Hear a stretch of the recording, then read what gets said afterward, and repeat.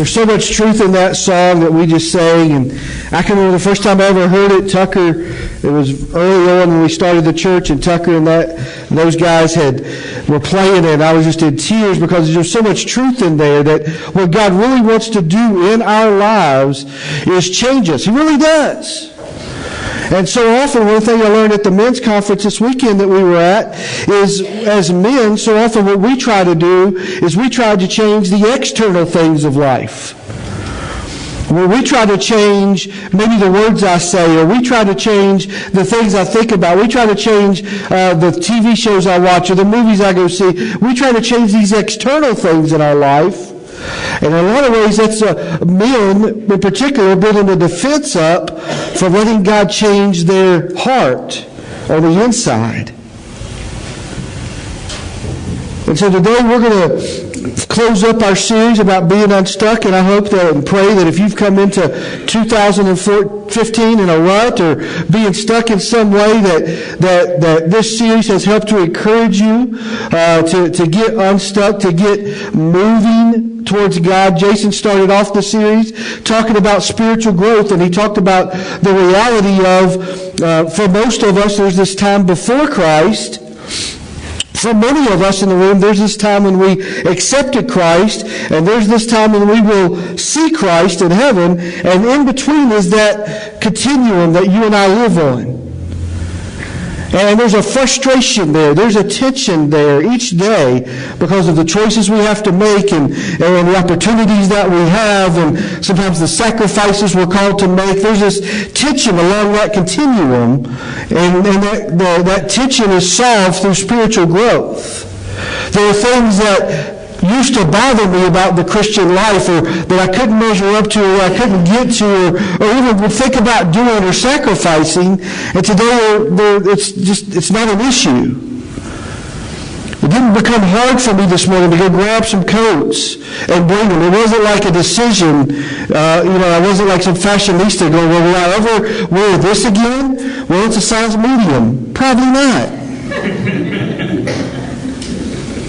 But there's things that as we grow spiritually, and that's what Jason was talking about, and then we talked about our appetites. In fact, if you got a bulletin today, I actually put a little sort of summary of this series on the back of it, a little picture there, so if you have that, you can look at that. We started talking about our appetites, and those appetites are those things that drive us, and we all have them.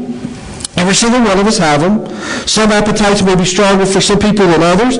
Some appetites may not be as visible or viable for others. But the reality is we all have appetites.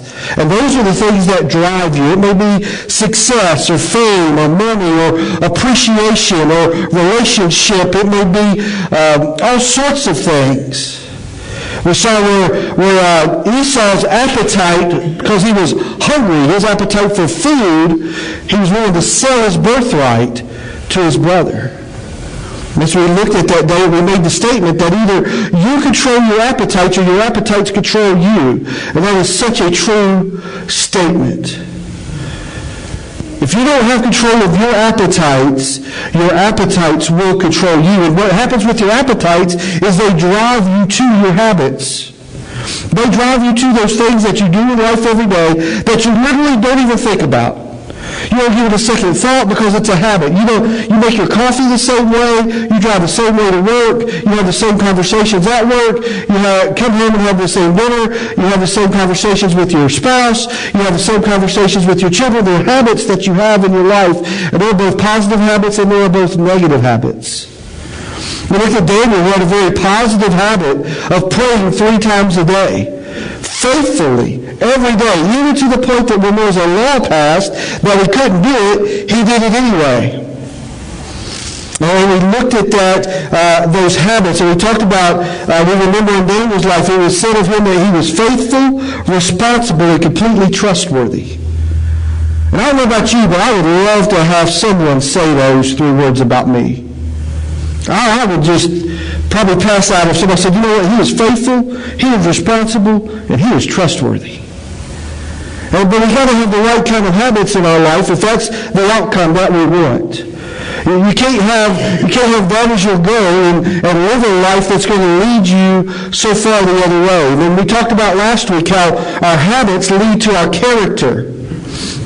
And again, we continue to look at Daniel because Daniel was doing everything right, but then it ended up he was thrown into the lion's den.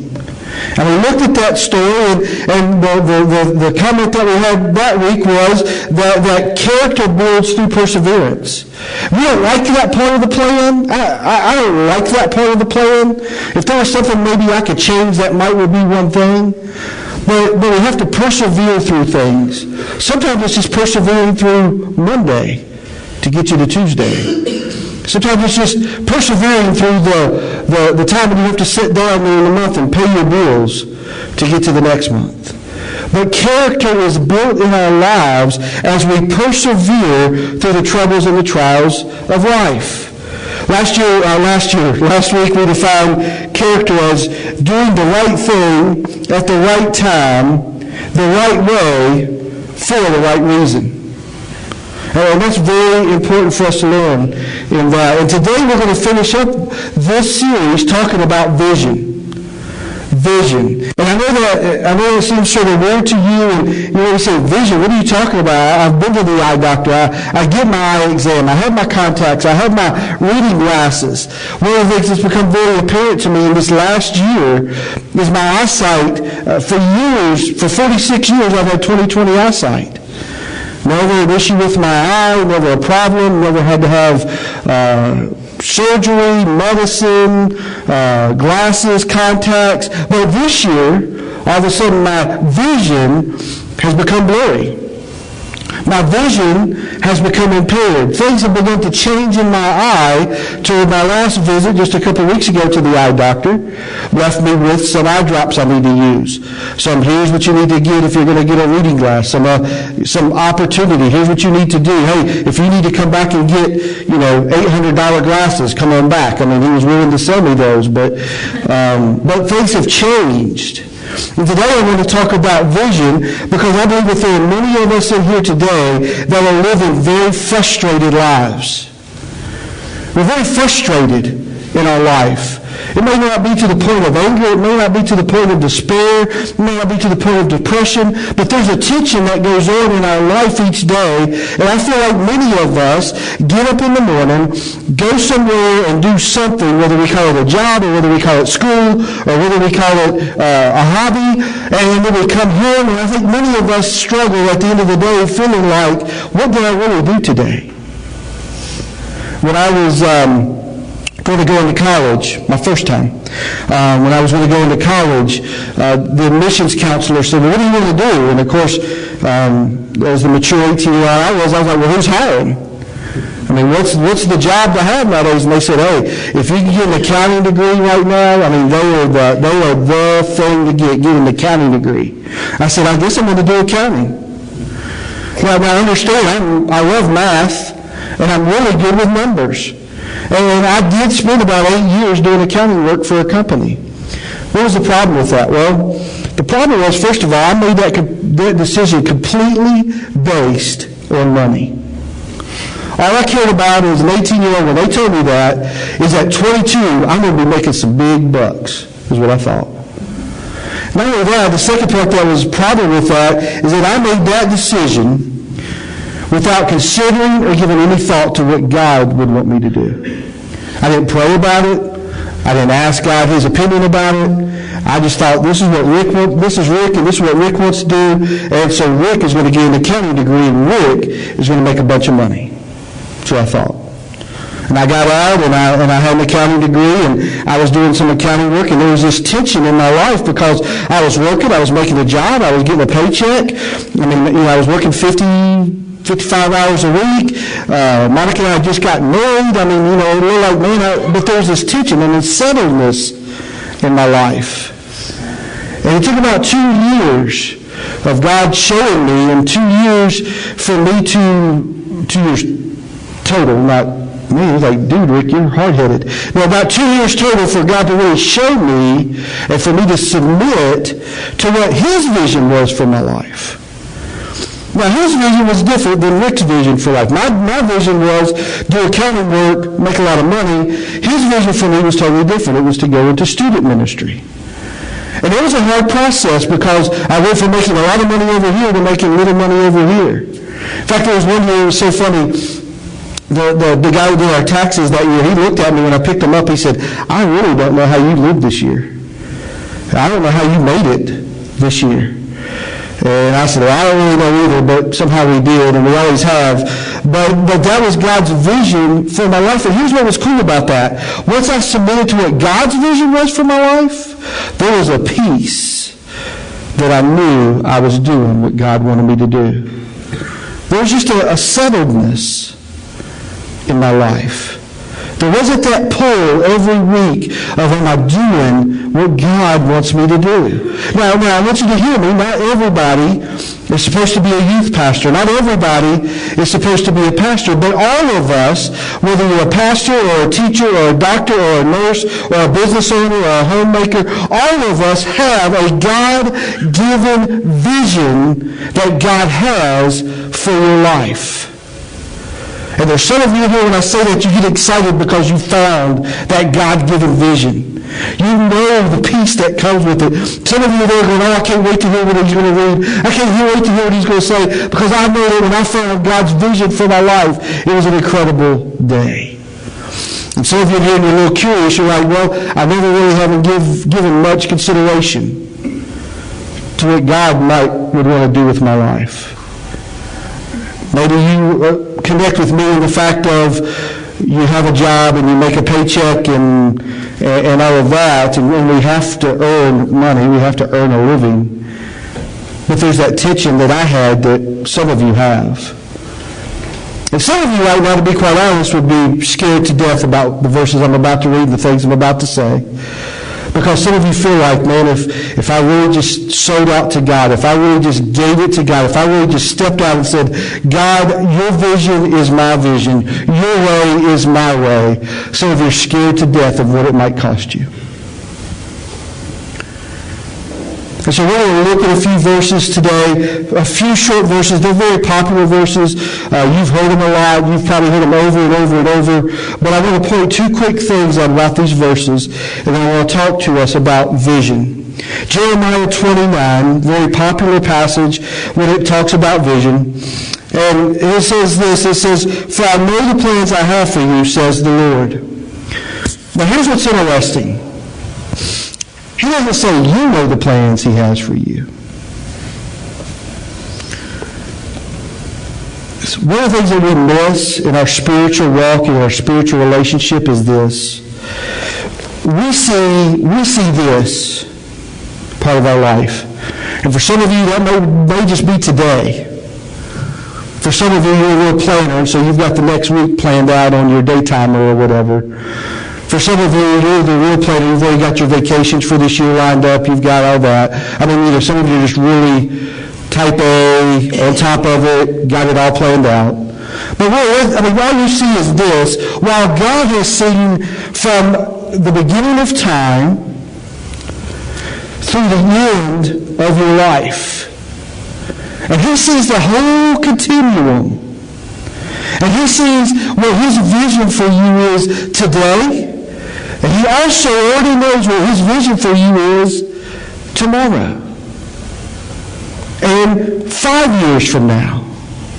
He knows the vision that he has for you, says the Lord. He says, they are plans for good and not for disaster, to give you a future and a hope. In those days when you pray, I will listen. And if you look for me wholeheartedly, you will find me. There's two things in those three verses I want to point out. And the first one is God has a plan for your life. He has a vision, if you will, for your life. God didn't need another person on the earth. David tells us that God knit us together in our mother's womb. I don't know if I can't do knitting, and I'm not even interested in it, but if you have, or if you've ever watched somebody who does it, they just do this for so many hours. Little old lady sometimes in the doctor's office waiting to see the doctor. We just do this all day long. And when they're doing it, if you're sitting there watching the process, you really don't see a whole lot going on. And then all of a sudden they get to a certain spot and they just want to see what progress they made. So then you go, oh wow, it's a sweater. God knit us together in our mother's womb, David tells us. Jesus tells us that God has the numbers of hairs on your head numbered. God has the hairs on your head that are numbered. I lost number 251 and 356 this week. It was a sad thing, but God is that interested in us that He has numbered the hairs on your head. He has a vision for your life. Now maybe mom and dad weren't ready for you when you came into the world, and maybe the world wasn't ready for you when you came into the world, and maybe your kindergarten teacher certainly wasn't ready for you when you came walking into her room. But God knows His plan for you, and God has a vision for your life. He is so interested in who you are that He knows the vision that He has, a divine purpose, if you will, for your life. It's bigger to draw a paycheck. It's bigger than just making it through Monday. God's vision for your life. He says it's a vision of hope. It's a vision of promise. It's a vision of greatness that He has for us. And God has a vision for our life. Here's the second thing I want to point out there. He says when we seek Him wholeheartedly, we will find Him. Can I tell you the struggle in most of our lives in here today? The struggle with most of the lives, Christian lives in America. The struggle with most of us is that one word right there, wholeheartedly. Today's American Christian, and I don't want to be a Debbie Downer, but today's American Christian is great at the 50-50 buy-in. God, I'm willing to give you Sunday, but I can't give you Saturday. God, I'm willing to give you a little bit, but I can't give you this. God, I'm willing to give you this part of my life, but I can't give you that. God, I'm willing. That's why we see changes from the inside out. He has to change our heart, because a changed heart is willing to buy all in to what God has for you. It says, when you seek me wholeheartedly, you will find me. I had this thought this week when I was sitting down and thinking about this. And if we'll just be real honest, we know that we struggle with that wholeheartedly. A lot of us, you may say, well, I'm 70-30 in, or you may want to feel real good about yourself and go, I'm sort of 90-10, or you may be real honest, I'm really 20-80. But I had this thought this week. Islam doesn't have much of a problem with the word wholeheartedly. ISIS doesn't seem like they struggle with that word wholeheartedly. The Church of Scientology, I watched a documentary on it a couple weeks ago. The Church of Scientology don't have a problem with wholeheartedly. People pay hundreds of thousands of dollars to keep progressing in that cult. Mormons don't seem to have a problem with wholeheartedly. They say, look, we don't care if the culture says we're going to raise our kids a different way, we're going to do a different thing. I mean, they're all into their faith and their beliefs. How come all these false religions and all these cults around us don't have a problem with wholeheartedly, and yet the Christian life that you and I lead, we struggle with that word wholeheartedly? Why is it that tomorrow you will struggle with the decisions you make because you know if you made them wholeheartedly seeking God, you have to make this decision. But it may cost you a job. You know that if I seek God wholeheartedly in this, well, then I can't go buy that new toy or new gadget I want. If I really seek God wholeheartedly, what will it cost me? We struggle with that word, and that's the word, quite honestly, that could change your 2015. I don't know where you are in that continuum. I don't know where you are in that percentage, and to be quite honest, it's not my business. But the reality is, you know, and the reality is, God knows. And so the question is, what are you going to do about that? Are you willing to seek Him wholeheartedly in 2015? Are you willing to look into His Word, to spend time in prayer, some of those things that we've talked about, and to buy into Him wholeheartedly, to come to Him 100%? God doesn't barter. He doesn't make deals. He doesn't negotiate with us. God, I'll give this coat for you if you give me a new coat. God, I'll do this for you if you do this. God's not a pawn shop. He's not trying to whip up a deal with you. He just put the best deal on the table that is out there for any of us. And for you and I, it's a take it or leave it. When you seek Him wholeheartedly. Our church has a vision statement. Over 7 years ago, when we were thinking about planting a church, it's like, well, what's our vision? Because see, when you know what your vision is, you can have peace in the things that you're doing. And the people that were praying with us and going to help us start this church, we met week after week after week after week, and we began to say, what's the vision of this church? What are we trying to do? What are we trying to accomplish? Lord knows we don't need just another church. So what are we trying to do? And here's our vision statement. I'll be honest with you. I've not done a great job of keeping this in front of you. In fact, some of you just thought, oh, we have a vision statement? Wow, I wish I'd known that. Here's our vision statement: to connect people to Christ in Houston County and throughout the world. To connect people to Christ. Because we want to connect people to Christ, we really don't sweat it when we give $1,000 to Honduras to build wells. Because we want to connect people to Christ, I won't have any fear or trepidation when we send a check to missionaries that are working in the Middle East. I don't fret over it because it's part of our vision. It's part of what I know God has called us to do as the Vine Church. Because of our vision and wanting to connect people to Christ, we're not worried about the money that we gave to some local area ministries last year. Because we want to connect people to Christ and just be a little part of the process, a little piece of the puzzle in someone's spiritual journey. We don't sweat over. It did not bother me in one instant to send out all those emails. Hey, if you can help this family that their house burned down. Hey, if you can help this bring a coat for the homeless. Hey, if you can. I didn't even sweat that.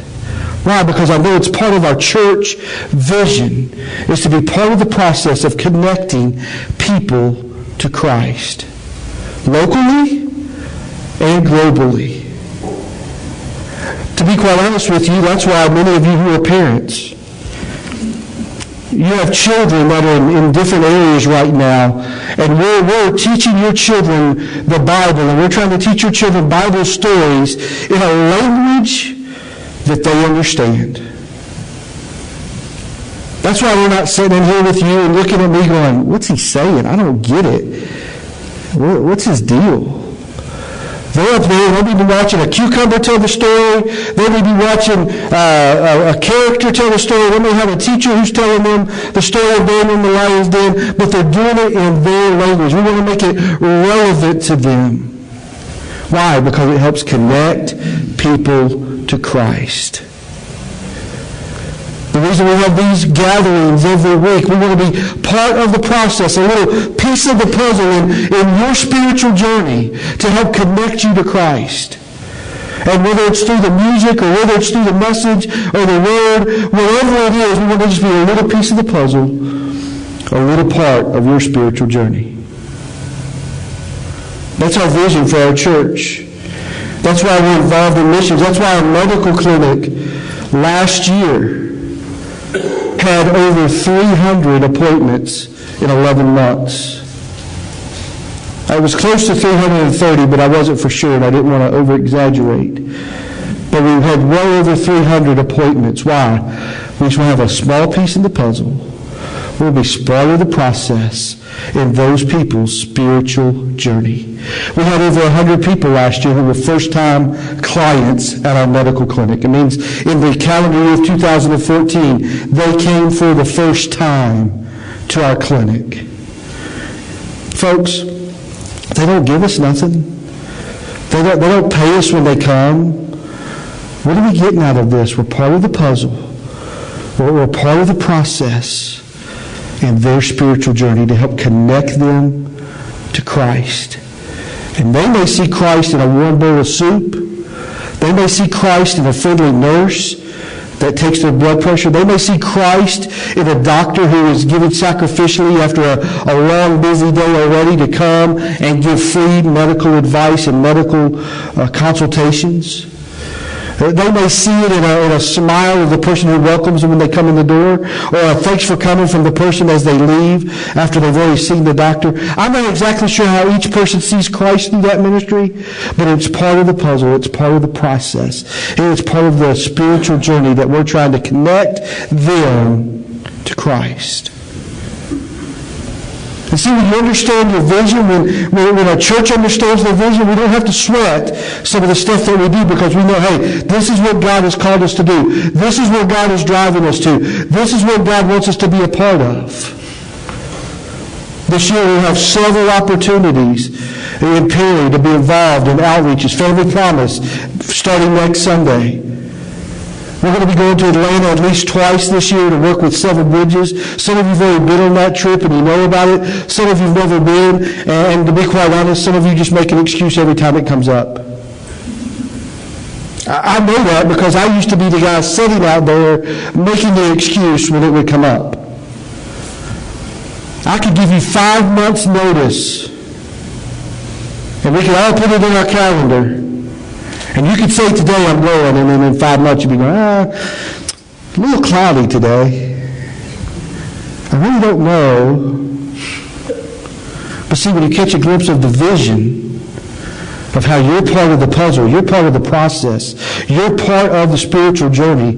For those, so we came back from Woodstock yesterday, from the men's conference, and lo and behold, we rode by, and there was a homeless guy right under one of the bridges, and he had all the stuff around him, you know, how they collected, and it's sort of, that's all they have in life, and he was there with all this stuff, and I was telling Mark, I think was sitting behind me, I said, you know what that tells me? That tells me the DOT hadn't been through yet and kicked him out. Because he had a whole lot of stuff that he had been collecting. About 5 garbage bags of stuff. I had no idea what was in it.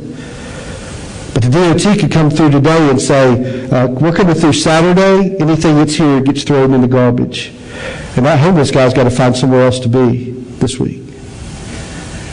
See, that's why I don't sweat it when we go up there. I don't sweat it when I ask you guys to give to that and be part of that, because I know that's part of the journey of connecting people to Christ in Houston County and throughout the world. And that's what we want to be about. That's what we're not here to entertain. We really aren't.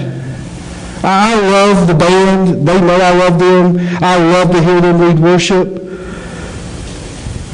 I could go watch Chris Tyler do a concert an hour from here if I wanted to, if I want to be entertained or something. It's part of the process of connecting people to Christ. 2014 is gone. It's behind us. There's nothing we can do to retrace our steps. It would be nice if we could go back, maybe if we had a 6-month window. Man, I really wish I missed that opportunity. I really wish I could go back and grab that. But 2014 is gone. It's hard to believe that 2016 is only 11 months away. I mean, it's out there, but it's amazing to me how quickly January has flown by. And the question today is, what are you going to do in 2015 to let God grow you? What are you going to do to let God change you from the inside out? Because as God begins to change you from the inside out, there are things that will begin to happen from the outside in. We want to be part of your process of growing spiritually this year. We want to be part of your life in helping you grow spiritually this year. That's why we send out a daily devotional throughout the week. If you don't get it, there's a little mark on the connection card. I want to get the daily devotional. It's free. It doesn't cost anything. You don't get a bunch of junk email from it. I just forward it every morning. That's why we have the weekly prayer list, because as a church body, as a family, we need to be praying for one another. And there are things that we can be praying for you, and things that you may need to be praying for me. That's why we send that out. That's why we have weekly life groups that meet all throughout the area. They meet on different days in different places, different scenarios, different Bible studies. Why? Because we want that to be part of the process of helping you grow this year in your spiritual journey. We have these weekly worship experiences. We have relevant messages. In fact, I want to do a quick survey real quick. How many of you, and if you raise your hand, keep it up, because I'm going to ask several questions in a row. How many of you in the last year have battled with or had issue with anxiety? Okay, keep your hand up. How many of you in this last year have had an issue with depression? Keep your hands up. How many of you have had an issue with worrying about your finances? How many of you had an issue with maybe worried about your life situation? Next week we start a series called Overwhelmed, because the reality in life is many of us are overwhelmed. And the good news for us in this series that's coming up is that God is stronger than any battle that you and I are facing. So I want to encourage you to be part of that. But that's why we do series like that. Because I want it to connect with where you are in life. I hope it connects with you on Monday. I really hope you just don't leave here and go, well, that was my hour. Check the box. I'm done. I pray that tomorrow you think about vision. When you go to your job, I pray that you think about God's vision for your life. I know that God's vision for some of your lives is to have you in education, because He wants you in one of the biggest mission fields in the world. I know that God's vision for many of you is to be in certain professions and doing certain things, because He wants to use you in that arena for His glory, not yours. God's vision for your life. I want to encourage you to do one thing as we wrap up this series. I want to encourage you today to commit to plan to say yes. Just plan to say yes.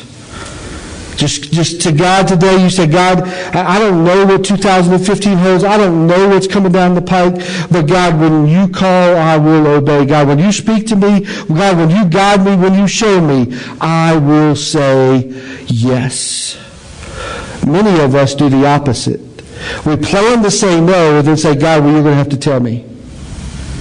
I'm saying, wait for God to show you, but plan to say yes today.